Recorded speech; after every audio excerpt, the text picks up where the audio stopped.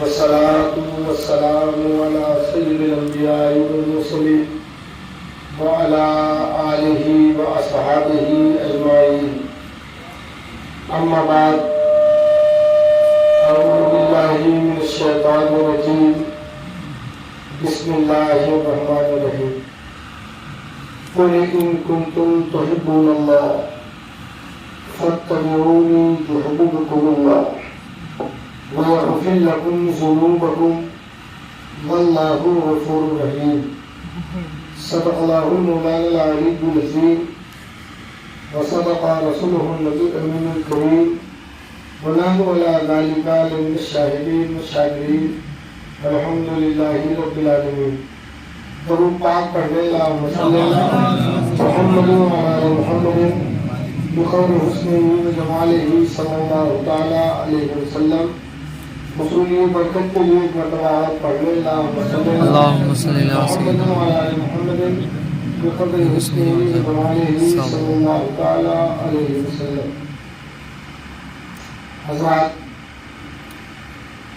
ہم آپ میلاد پاک کی محفل میں شرکت کی سعادت حاصل کر رہے ہیں. دعا ہے کہ اللہ تعالیٰ اس محفل کی برکت سے ہم سبوں کو مالا مال فرمائے اور خصوصی طور پر جنہوں نے اس محفل کا انعقاد کیا ہے ان کے گھر اور ان کے روزی روزگار میں برکت عطا فرمائے. محفل کا مقصد صرف اور صرف ثواب حاصل کرنا نہیں ہے. محفل کا مقصد ہے کہ جو بات ہم نہ جانتے ہوں اس کو جانیں اور پھر اللہ سے اس پر عمل کرنے کی توفیق پائیں. صرف سننے سے مقصد حل نہیں ہو سکتا. میں نے قرآن پاک کی آیت پڑھی ہے اور پورا قرآن ہمارے آپ کے لیے رہنما ہے. اس کو پڑھ کے اس پر عمل کرنا یہ ہماری ذمہ داری ہے. مجھے ایسا لگتا ہے کہ یہ جو محفل میلاد کی رسم چلی ہے وہ اس لیے تھی کہ کسی بھی کمی کی وجہ سے اگر ہم دین کی باتوں کو نہیں جان پائے ہیں بچپنے میں تو میلاد کی محفلوں میں دین کی باتوں کو ہم سمجھیں، سنیں اور اس پر عمل کرنے کی کوشش کریں. لیکن ہم نے اس کو رسم بنا لیا کہ رسمی طور پر ہم ایسی محفلوں کو کرتے ہیں اور دیکھا یہ جاتا ہے کہ ہم ایسی محفل کے آداب بھی نہیں بتا پاتے اور پھر اس کے بعد سننے کے ساتھ ساتھ اس پر عمل کرنے کی کوشش بھی نہیں کرتے. قیامت کے دن ہماری آپ کی گرفت ہوگی کہ ہم آپ جاننے کے بعد بھی عمل نہیں کرتے تھے. پورا قرآن ہمارے لیے نصیحت ہے، رہنما ہے، شفا ہے. ہم عمل کتنا کر رہے ہیں اس کے بارے میں قیامت کے دن ہم سے پوچھا جائے گا.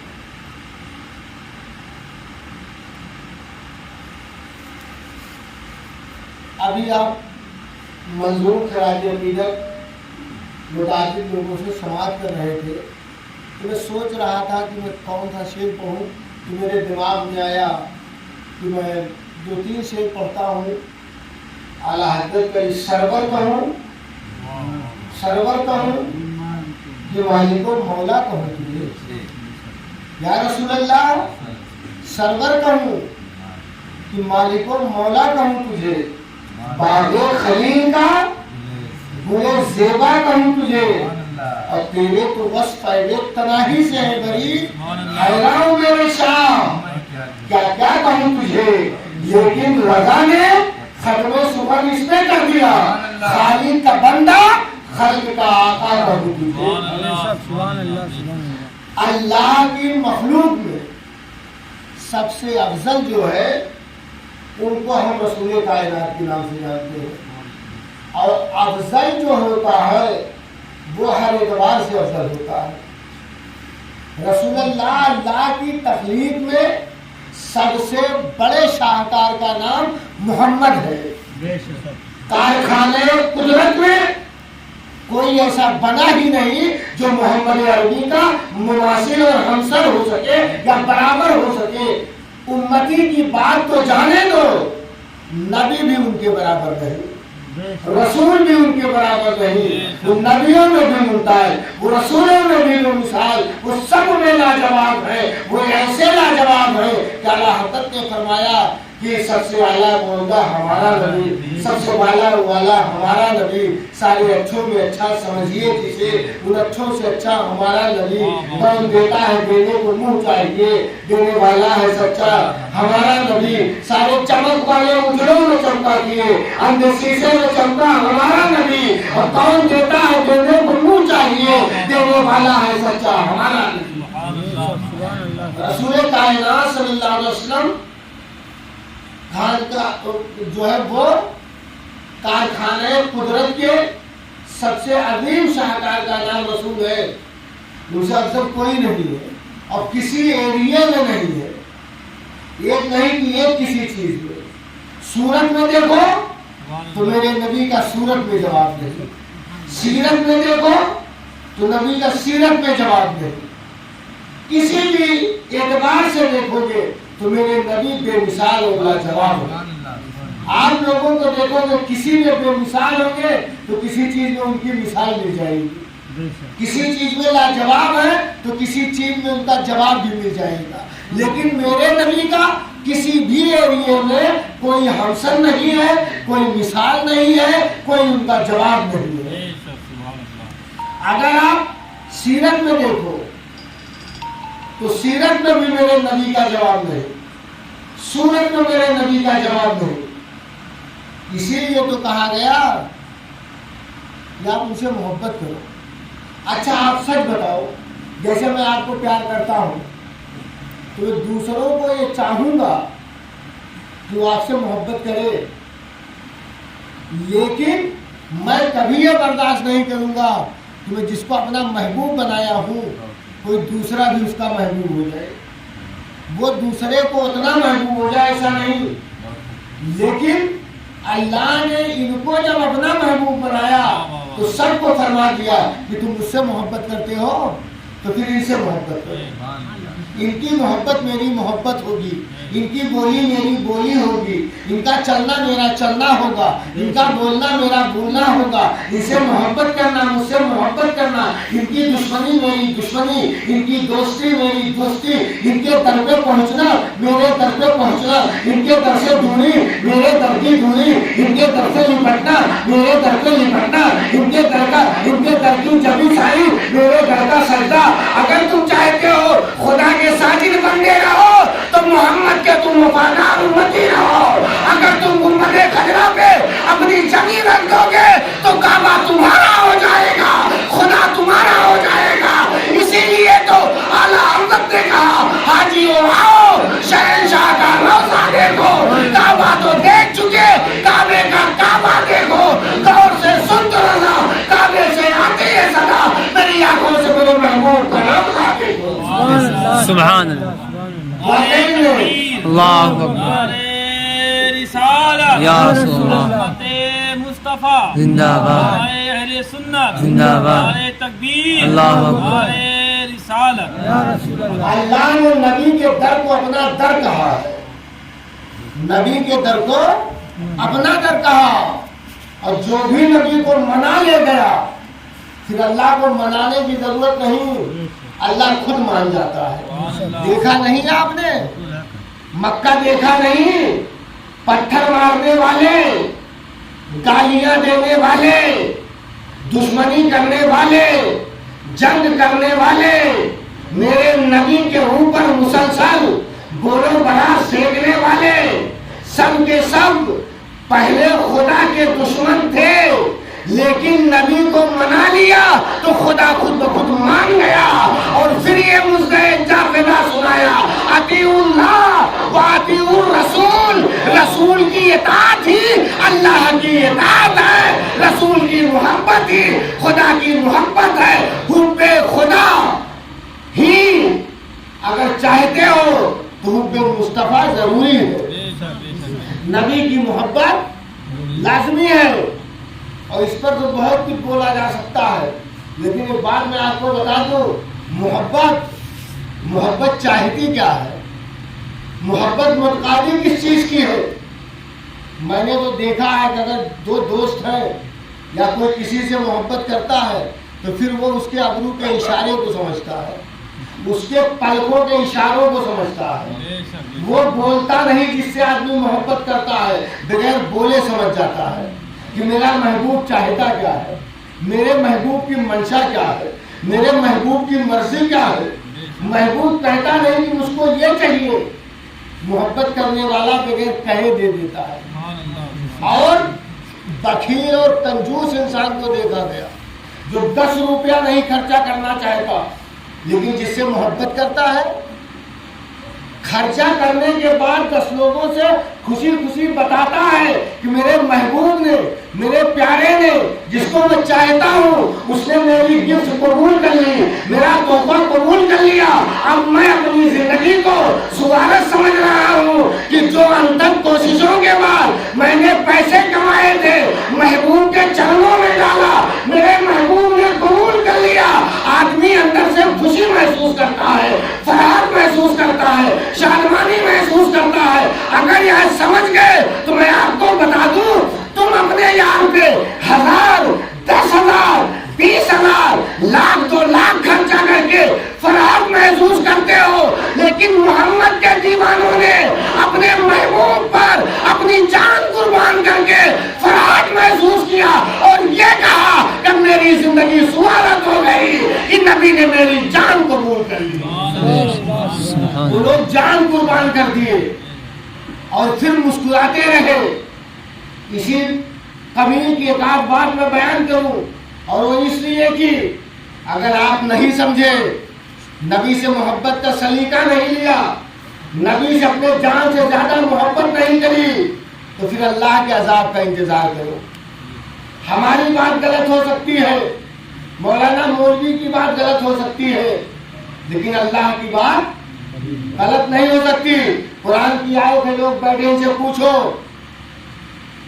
اللہ فرماتا قل ان کان آباؤکم و ابناؤکم، یہ پوری آیت ہے، اے میرے حبیب فرما دو کہ ماں سے زیادہ، باپ سے زیادہ، بیٹوں سے زیادہ، مال سے زیادہ، وہ متاعن ترضونها احب الیکم، اپنے رہنے کے بہترین مکان سے زیادہ، ان سب سے زیادہ اگر اللہ و رسول سے محبت نہیں تو پھر تم اللہ کے عذاب کے لیے تیار رہو، اللہ کا عذاب تم پر آ جائے گا۔ اگر تم اپنے ماں باپ سے زیادہ، اپنے بیٹی بیٹا سے زیادہ، اپنے مکان سے زیادہ، اپنے مال سے زیادہ اور اللہ کے راہ میں کوشش سے زیادہ تم محبت اللہ و رسول سے نہیں کرتے ہو تو تم اللہ کے عذاب کا انتظار کرو۔ اب آپ خود غور کر لو کہ عذاب آئے گا کہ نہیں۔ ہم کہتے ہیں شکوہ شکایت کرتے ہیں، ہم اپنا جائزہ لیں کہ ہم نبی سے محبت کتنا کرتے ہیں، نبی سے پیار کتنا ہے۔ میں ایک واقعہ بیان کر دوں، شاید سمجھ میں آ جائے ضمنی طور پر۔ ایک صحابی آقا کے زمانے میں ایک مکان بنوائے، اور وہ مکان کا دروازہ جو تھا، گیٹ جو تھا، وہ بڑا عالیشان بنوایا تھا۔ مجھے لگتا ہے کہیں سے ریا کی بو آ رہی ہو۔ میرے آقا ادھر سے گزرے، پوچھتے کس کا مکان ہے، بتائے گا فلاں صاحب کا ہے۔ میرے آقا نے منہ پھیر لیا، اور وہ صحابی جو سرکار کے پاس پہنچے تو ابرو کے اشارے سے لگا کہ نبی کچھ ناراض جیسے، یہ رونے لگے اور لوگوں سے پوچھتے ہیں بات کیا ہے۔ ایک صحابی نے کہا کہ ایک دن آقا آپ کے دروازے سے گزر رہے تھے تو لگا کہ یہ مکان سے ناخوش ہے۔ صحابی نے نہیں کہا یا رسول اللہ میرے مکان کے گیٹ سے آپ ناخوش ہیں تو میں اس کو توڑ دوں یا جو کہوں وہ کروں؟ ہم ہوتے تو یہ بولتے، لیکن اس صحابی کی محبت دیکھو، پوچھے نہیں، صرف پتا چلا کہ نبی کو خراب لگا ہے، پہنچتے ہیں پورا گیٹ گرا دیتے ہیں اور جا کے کہتے ہیں یا رسول اللہ میری غلطی معاف کر دو، میں اپنا پورا گیٹ گرا دیا ہوں، کیونکہ جو آپ کی رضا ہے اس میں میری رضا ہے، میں آپ کو ناخوش کر کے نہیں رہنا چاہتا ہوں۔ جب ایسے تھے تو بابا کے دوہل کہتے تھے کہ دست تو دست ہے، دریا بھی نہ چھوڑے ہم نے، بحر ظلمات میں دوڑا دیے گھوڑے ہم نے۔ ہماری وہ شان تھی، جب نبی پر قربان تھے تو پوری کائنات کو ٹھینگے پہ رکھتی تھی۔ ہم لالچی نہیں تھے، موت سے ڈرنے والے نہیں تھے، کم تھے لیکن دنیا کے حاکم تھے۔ آج وجہ کیا ہے؟ تعداد تو ہے لیکن ہم محکوم ہیں، مظلوم ہیں۔ اس کی وجہ صرف رسول اللہ سے رشتہ کمزور ہوا ہے۔ صرف میلاد کر لینا، ان کے نام پہ نعرہ لگا لینا، دروازے پہ ان کے نام کا ٹکڑا لگا لینا، عید بقرعید پڑھ لینا، یہ محبت کی دلیل نہیں ہے۔ محبت کی دلیل یہ ہے کہ جس سے نبی ناخوش ہو اس کے قریب مت جاؤ، اور جس سے نبی خوش ہو اس کو چھوڑو نہیں۔ یہ ہے محبت۔ اور اس کو دکھانے کے لیے ایک آدھ دو بات میں بیان کر دوں اور اس کے بعد اپنی گفتگو میں اختتام کی طرف لے چلوں۔ اتنے آپ لوگ بیٹھے ہو، میں بار بار ایک چیز بولتا ہوں، کبھی سویرا ہے، مذہبی بن جاؤ، دینی آدمی بن جاؤ، تقریر سنو نہ سنو، لیکن مذہب سے ایک انچ ادھر ادھر نہ ہوئیے۔ جو مذہب ہے، جو دین ہے، اس کو پوچھ کر کے لوگوں سے اس پہ عمل کرو۔ قیامت میں یہ نہیں ہوگا کہ کچھ لوگوں نے مجھ سے کہا جو جانتے ہیں وہ پکڑے جائیں گے، جو نہیں جانتے وہ کیا پکڑے جائیں گے؟ وہ تو یہ ہوگا کہ جانتے ہی نہیں۔ یہ بھول ہے آپ کی، جو جانتے ہیں وہ پکڑے جائیں گے کہ جان کے غلطی کی، اور جو نہیں جانتے وہ دو طریقے سے پکڑے جائیں گے کہ تو نے جاننے کی کوشش کیوں نہیں کی۔ ایک غلطی یہ کری اور دوسری یہ کہ اس پہ عمل نہیں کیا۔ اس لیے نہیں جانتے ہو تو دین جاننے کی کوشش کرو اور پھر اس پر عمل کرنے کی کوشش کرو۔ جس کی نظر میں جو چیز امپورٹنٹ ہوتا ہے اس پر محنت کرتا ہے۔ ایک صحابی کا واقعہ، آپ اتنے لوگ بیٹھے ہو، لوگ اگر پیڑ پر 2 لوٹا پانی ڈالنا ہے تو اگلا بغیر 2 لوٹا پانی ڈالے اپنے صبح اور دن کی شروعات نہیں کرتا۔ لیکن ہم آپ اپنے دن کی شروعات کیسے کرتے ہیں؟ ہم آپ نے دیکھا کبھی کہ لیٹنے سے پہلے بستر پر پہنچتے وقت رسول اللہ کو پڑھا کہ میرے آقا لیٹتے کیسے تھے؟ اٹھنے سے پہلے پڑھا کہ نبی صبح اٹھتے تھے تو کیسے اٹھتے تھے؟ یہ سب ہم نے دیکھا۔ مسجدیں ہماری ویران ہیں، ہم نے غور کیا مسجد بنتی کس لیے ہے؟ عبادت کے لیے۔ حضرت علی کے نام پہ نعرہ لگانے والوں، حضرت علی سے محبت کرنے والوں، علی کو تو دیکھو، علی کا رشتہ مسجد سے اتنا مضبوط تھا کہ پیدا ہوئے تو مسجد میں، شہید ہوئے تو مسجد میں۔ یہ بتا رہے تھے کہ جو علی کا وفادار ہوگا وہ مسجد کا بڑا مضبوط سپاہی ہوگا، وہ مسجد کبھی چھوڑے گا نہیں، کیونکہ علی مسجد میں پیدا ہوئے اور علی مسجد میں شہادت پائے ہیں۔ یہ رشتہ اتنا مضبوط ہے اس کو چھوڑا نہیں جا سکتا۔ لیکن آپ خود دیکھیں کہ ہم کر کیا رہے ہیں؟ مسجد تو کسی طرح بنا لیتے ہیں۔ اتنے لوگ آپ بیٹھے ہو، اس میں سچ بتاؤ، کسی نے کہا تھا کہ فجر پڑھو گے تو گولی مار دوں گا؟ آج لاک ڈاؤن میں تو بہت نمازی بنی تھی، مولانا لوگوں کو کہتے تھے کہ مولوی لوگ تو رپورٹ ہو گئے ہیں، نمازی نہیں پڑھنے دے رہے ہیں۔ لیکن عالم جانتا ہے جس ملک میں ہم رہ رہے ہیں اس کے آئین اور قانون کو ماننا ہماری ذمہ داری ہوتی ہے۔ لیکن آپ کہتے جاتے مولوی صاحب ڈر گئے، اب تو لاک ڈاؤن ختم ہو گیا، اب کون منع کیا ہے کہ نماز نہ پڑھو؟ کیوں مسجدیں خالی ہیں؟ کیوں ہم صبح کو سوتے ہیں؟ نماز فجر ہم قضا کیے کہ نہیں؟ نماز فجر کے بعد ہم نے قرآن پڑھا کہ نہیں؟ نہیں اگر کرتے ہو تو پریشان مت ہو، کہیں ایسا نہ ہو کہ پھر وہ دن آ جائے۔ کیونکہ وہ بہت پہلے لگاتار یہ کہتا تھا کبھی وقت ہے سمجھ جاؤ، ورنہ اگر پابندی لگا دی گئی تب کیا کرو گے؟ جب پابندی لگی تب ہم جاگروک ہوئے تھے۔ اگر پھر کہیں ایسا نہ ہو کہ قرآن پڑھنے پر پابندی لگا دی جائے کہ تم قرآن نہیں پڑھ سکتے تو پھر تم چپے چپے پڑھنے کی کوشش کرو. ابھی سویرا ہے، اپنی صبح اور اپنا شام، اپنی رات اسی طرح بتاؤ جیسے رسول اللہ نے فرمایا ہے، آقا تو جہاں نے فرمایا ہے. ہمارے پاس تو محتاج ہے چیز کی. وہ ایک بات میں مختصر میں بیان کر دوں کہ ایک صحابی تھے، 5 ٹائم کی نماز نبی کے پیچھے پڑھتے تھے، لیکن 4 ٹائم دعا میں شامل ہوتے تھے. فجر کے ٹائم صرف نماز پڑھتے تھے، نبی کے ساتھ دعا نہیں مانگتے تھے. تو صحابیوں نے آقا سے کہا کہ یا رسول اللہ، یہ جو ہے نماز تو پڑھتے ہیں آپ کے پیچھے لیکن دعا نہیں مانگتے، دعا نہیں مانگتے. تو آقا نے کہا آنے تو پوچھ لیا جائے گا. جب وہ آئے ہیں ظہر میں تو میرے آقا نے بیٹھا کے نماز بعد پوچھا کہ دیکھو تم نماز تو پڑھتے ہو میرے ساتھ، دعا کیوں نہیں مانگتے؟ اب صحابی کی بات سنو. وہ کہتے ہیں نماز کے لیے جتنا کپڑا ضروری ہے اتنا کپڑا میرے اور میرے بیوی کے بیچ میں صرف ایک ہے.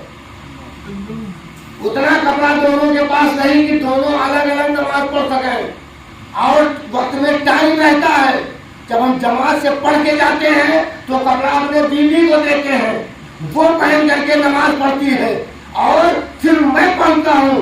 یہ آپ دیکھو کہتے فجر میں وقت کم ہوتا ہے اس لیے میں پہلے چلا جاتا ہوں. سوچئے ایک جوڑا کپڑا ہے لیکن نماز نہیں ترک کر رہے ہیں. ہمیں آپ کو دعوت دے رہے ہیں کہ اگر تم نبی کے امتی ہو تو تمہاری نماز چھوٹنی نہیں چاہیے. نماز کی پابندی یہ ہماری ذمہ داری ہے. اور یہ سب ہوگا کب؟ جب نبی سے محبت کریں گے، نبی سے پیار کریں گے.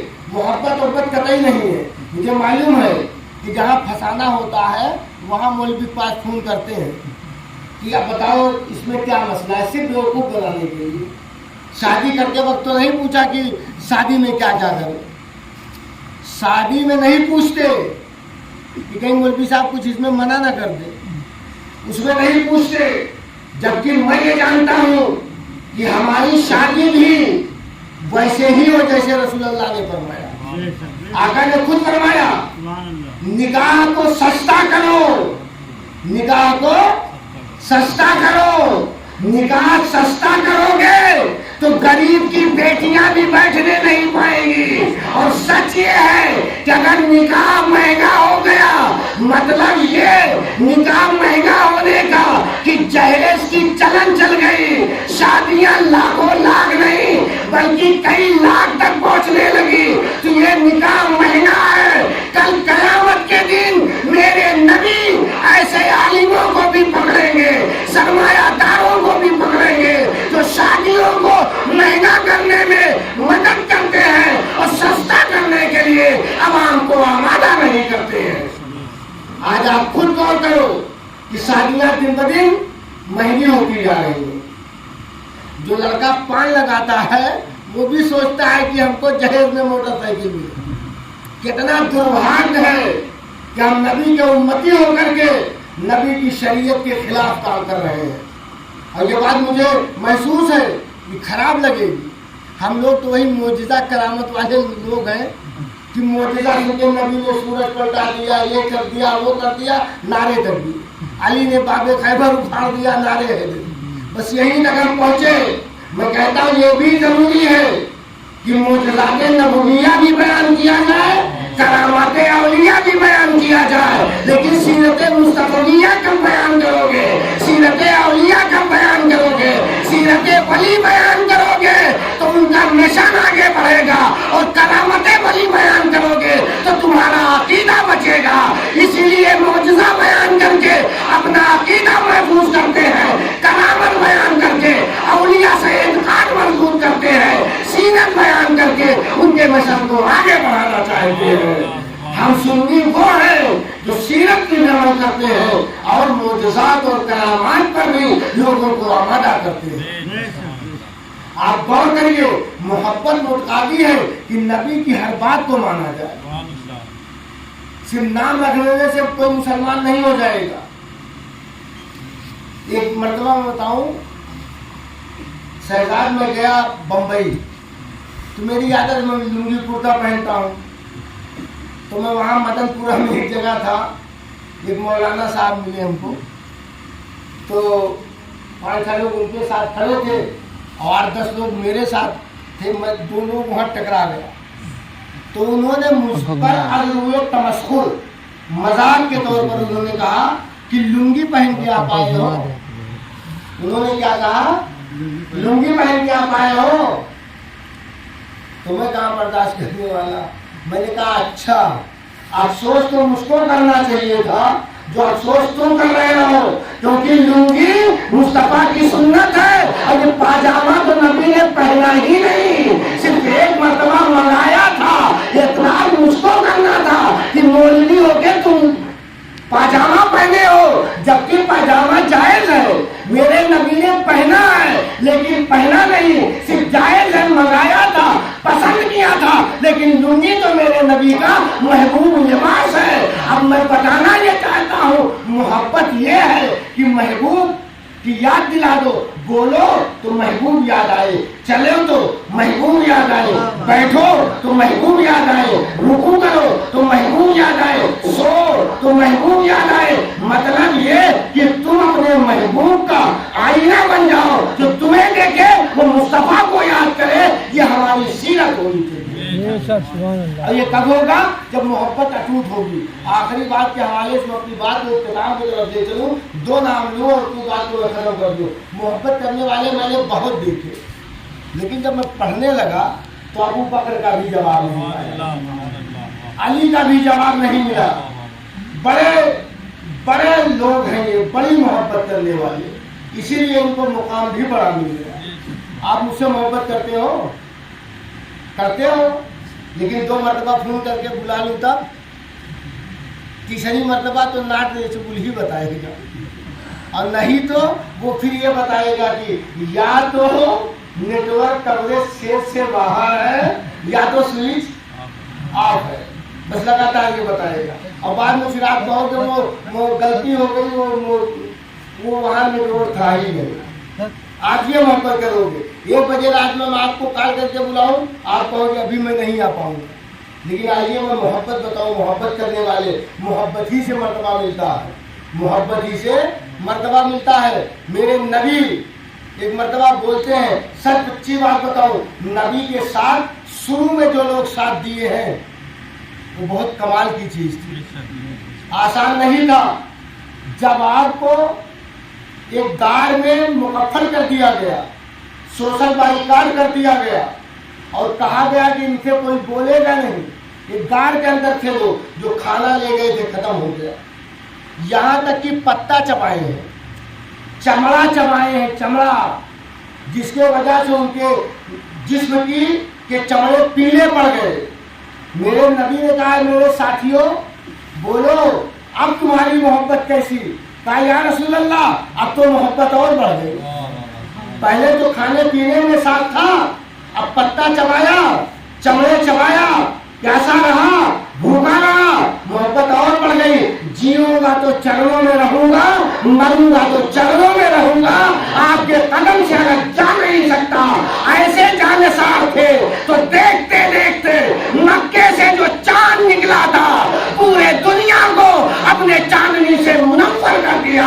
اب دنیا کا کوئی علاقہ نہیں جہاں محمدی چاند کی کرن نہ پہنچ گئی ہو. یہ ان کے وفاداروں کا جذبہ تھا، ایثار ہے، قربانی ہے کہ محمد نے سب کچھ قربان کر دیا اور ان کی روشنی لوگوں تک پہنچا دی. انہی ناموں میں 2 نام، ایک ابو بکر صدیق کا، ایک حضرت عمر کا. یہ بڑے مشہور اور بڑے قدامت شخصیت ہے. لیکن میرے نبی نے کہا کہ یہاں کے لوگ بہت ستا رہے ہیں، اب میں یہاں سے مدینہ جاؤں گا، رات میں نکلوں گا، ابو بکر تم کو ساتھ لے کے جاؤں گا. معلوم ہے آپ کو جس دن نکلے ہیں حضرت علی کو بستر پہ لٹایا کہ آپ سو جاؤ، آپ سو جاؤ. حضرت علی سو گئے اور نبی نکلے. حضرت علی کے کسی نے پوچھا ایک بات بتاؤ کہ سب سے اچھی نیند آپ کو کب آئی؟ تو کہا کہ مجھ کو اس رات سب سے اچھی نیند آئی تھی جو ہجرت مصطفیٰ کی رات تھی. نبی کی ہجرت والی رات جب ان کے بستر پہ لیٹا، کہا کہ آپ کو کیوں ایسا؟ کہا ہر دن تو علی کو ایک کھٹکا لگا رہتا تھا کہ کہیں موت نہ آ جائے، اس لیے میں بڑی بے خبری سے نہیں سو پاتا تھا، جاگتا سوتا ایسے رہتا تھا۔ لیکن اس دن اس لیے نیند آئی کہ نبی نے کہا کہ علی سو جاؤ، صبح اٹھنا، لوگوں کا مال دینا، پھر مدینے آ جانا۔ تو علی جان گیا کہ آج تو موت آ نہیں سکتی، کیونکہ نبی نے کہا ہے علی صبح کو تم اٹھنا۔ تو اب جان لو جو یہ کہتے ہیں کہ نبی کو یہ نہیں معلوم کب کون کہاں مرے گا، یہ غلط بولتے ہیں لوگ۔ میرے نبی کو معلوم تھا کب کون کہاں مرے گا، یہ میرے نبی کو معلوم تھا۔ اور ادھر جب حضرت ابو بکر کے یہاں پہنچے تو ابو بکر صدیق کھڑے تھے۔ میرے نبی نے دیکھا کہ ابو بکر تم اتنی رات کو جگ رہے ہو؟ کہا ہاں یا رسول اللہ۔ تو کہا کہ کیسے تم کو معلوم کہ میں آ رہا ہوں؟ کہا ایک دن آپ نے کہا تھا کہ ہجرت کروں گا، رات میں آپ کو ساتھ لے کر کے جاؤں گا۔ تو کہا پھر؟ کہا تب سے میں پوری رات سویا ہی نہیں، صرف کھڑا ہو کے آپ کی راہ دیکھتا تھا۔ پوری رات ابو بکر سوتے ہی نہیں تھے کہ نبی کب آ جائیں۔ جب اتنی محبت کی تب دیکھ لو چند درویشان وقت اللہ کے دین کو غالب کرنے میں کس قدر کامیاب ہوئے۔ لیکن ہم آپ صرف اور صرف بہتان لگانے پہ لگے ہیں، شکوا کرنے پہ لگے ہیں، وہ ستا رہا ہے، وہ مار رہا ہے، وہ زیادتی کر رہا ہے۔ میں کہتا ہوں ہم تو خود اپنے پہ زیادتی کرتے ہیں۔ ہم خود ہی دیکھ لیں کہ ہم نے نبی کی کتنی سنت پہ عمل کیا، کتنی سیرت پہ عمل کیا، کتنے ان کے کردار پہ عمل کیا۔ اس میں سے نئی جنریشن تو خاص کر کے مجھے لگتا ہے 12-1 بجے سے پہلے نہیں سوتے ہوں گے، لیکن 12-1 بجے تک وہ موبائل پہ لگے رہتے ہیں۔ اگر اسی رخ کو ہم بدل دیں کہ جب لیٹنے کی شروعات کریں بستر پر تو دعا پڑھ کے لیٹیں، اور اس کے بعد نبی پر درود پڑھیں، نبی کے حیات کے کچھ گوشے پڑھیں، اور پھر اللہ سے دعا مانگیں کہ اللہ اپنے حبیب کے راستے پہ چلنے کی توفیق بخش دے۔ اور اگر واقعی میں ہم رسول اللہ کے غلام بن گئے تو مجھ کو امام بننے سے کوئی روک نہیں سکتا ہے۔ صرف ہم غلام بن جائیں ہم امام بن جائیں گے۔ ہم امام بننے کے فکر میں تو لگے ہیں لیکن نبی کی غلامی کرنے کے لیے تیار نہیں ہے، اور جو نبی کا غلام بنتا ہے وہ کامیاب ہوتا ہے۔ خواجہ صاحب کا ہم بہت نام لیتے ہیں، لیکن آپ دیکھ لو خواجہ صاحب کو، خواجہ صاحب کون بہت بڑی لشکر لے کے آئے تھے؟ کچھ نہیں تھا، وہ تو ویسے چلے آئے تھے، بڑے بڑے لشکری ہار گئے۔ خواجہ صاحب مصطفیٰ کی سیرت پر عمل کر کے اس قدر کامیاب ہوئے کہ آج پوری دنیا خواجہ غریب نواز کو یاد کرتی ہے۔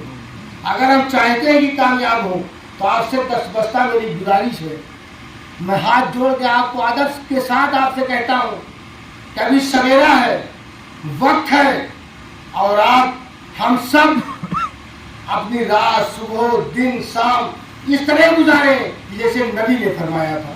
اور اس میں ہندو مسلمان مت دیکھیں، یہ ہندو ہے، یہ مسلمان ہے، یہ سکھ ہے، یہ عیسائی ہے۔ نبی کی سیرت آپ دیکھیں کہ نبی غریبوں پر کس طرح مہربان تھے، بیماروں پر کس طرح مہربان تھے۔ اگر کوئی بیمار ہے تو اس کو دوا پہنچائیے، پہلے ذات برادری کبھی مت دیکھیے گا۔ کوئی بھوکا ہو تو آپ یہ مت دیکھنا کہ ذات کا ہے کس برادری کا ہے، اس کو آپ کھانا پہنچائیے۔ اگر اس کے پاس کپڑے کا انتظام نہیں تو آپ اس کی برادری مت دیکھنا بلکہ اس کے کپڑے کا انتظام کرنا۔ اگر کسی پر ظلم ہو رہا ہے اور وہ ظلم کرنے والا اگر مسلمان ہے اور جس پہ ظلم ہو رہا ہے وہ غیر مسلم ہے تو تم مسلمان کا ساتھ مت دینا، جس پر ظلم ہو رہا ہے اس مظلوم کا ساتھ دینا۔ یہ محمدی پیغام ہے، یہ میرے نبی کا کردار ہے۔ ہم ظالم کا ساتھ کبھی بھی نہیں دیتے، ہم مظلوم کا ساتھ دیتے ہیں۔ اگر ہم مظلوم کا ساتھ بلا تفریق مذہبوں میں لگ دیں گے تو محمد کا کہ وہ سیرت لوگوں تک پہنچے گی کہ میرے نبی کیسے تھے اور ان کی سیرت کیا تھی۔ لیکن ہم نے تو سب مٹا دیا، اور جب سے مٹا دیے تب سے مٹتے جا رہے ہیں۔ اس لیے گزارش ہے ان تمام چیزوں پہ غور کرو. نماز کی پابندی، اس کے ساتھ ساتھ رسول اللہ کے اصول اور ضابطے پر عمل کرنا، یہ ہمارے لیے لازمی اور ضروری ہے. اگر ہم محبت کر لیں گے رسول سے تو پھر اللہ خود کہتا ہے ہم تم کو اپنا محبوب بنا دیں گے. اللہ کے تم محبوب بننا چاہتے تم تو کہتے تھے کہ میں محب بنوں گا، لیکن نبی کی محبت نے تمہیں اللہ کا محبوب بنا دیا. اب یہی تو بات ہے. مخدوم اشرف خدا کی محبت میں نکلے تھے، رسول اللہ سے محبت کیا، اللہ نے ان کو اپنا محبوب بنا لیا. مخدوم اشرف، وارث پاک، خواجہ صاحب، سب کو آپ دیکھ لو کتنا ٹھاٹ سے لیتے ہیں اور ٹھاٹ کی زندگی بتائے. تو ہم ویسے نہیں بن سکتے تو کم سے کم ان کے غلام بن جائیں. اللہ سے دعا ہے کہ اللہ تعالی ہم کو سب کو نبی کی سنت پر عمل کرنے کی توفیق عطا فرمائے. کھڑے ہو کر سلام کرو.